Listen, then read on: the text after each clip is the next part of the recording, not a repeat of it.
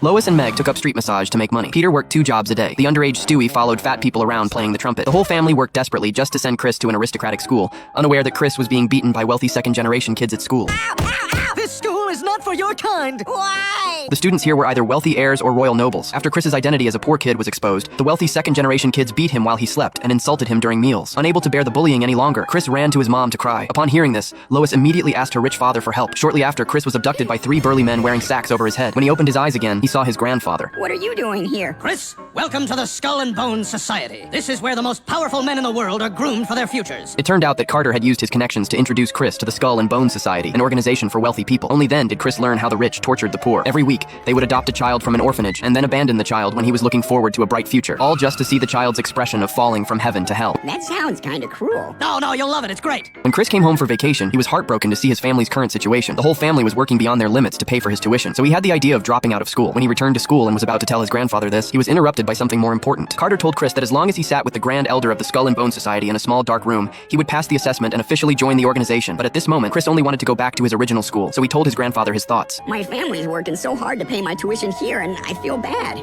Is there any way you could get me back into James Woods High?